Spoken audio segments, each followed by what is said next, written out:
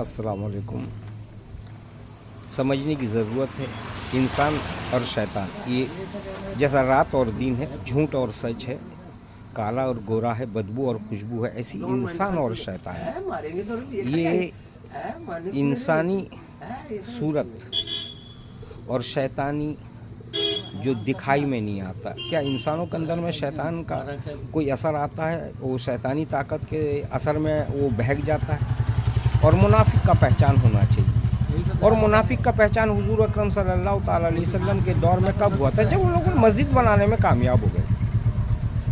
तो बरादरान इस्लाम समझने की ज़रूरत है कि जो मस्जिदों की बेहुरमती, मस्जिद एक तौबा करने का जगह है, जिस जगह हम लोग तौबा करते हैं और अल्लाह से ये भी कहते हैं कि इहदिना सिरातल मुस्तकीम सिरातल लज़ीना अनअमता अलैहिम, अल्लाह ताला सीधा रास्ता हमको दे, वो सीधा रास्ता दे जिस सीधे रास्ते पर चलने वालों को तूने इनाम व इकराम किया।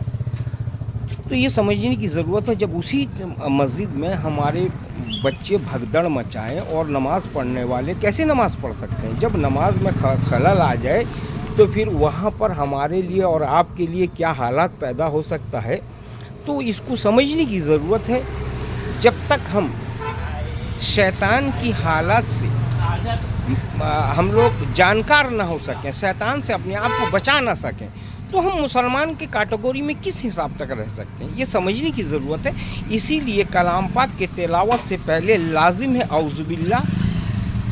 ये आप लोग आज तक किसी ने औज़ुबिल्ला पे ना किताबें लिखी गई, ना औज़ुबिल्ला पे कोई बयान किया जाता है। जब औज़ुबिल्ला के बगैर हम कलाम पाक तिलावत ना करें, ये हुक्म है।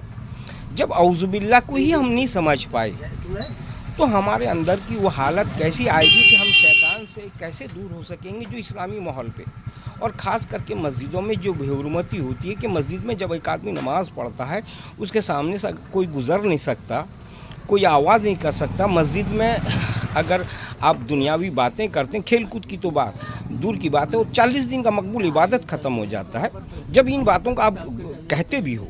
मगर बच्चों की बेहुरमती, वहाँ पर ये आप दलील देते हो कि बच्चे आएंगे सीखेंगे।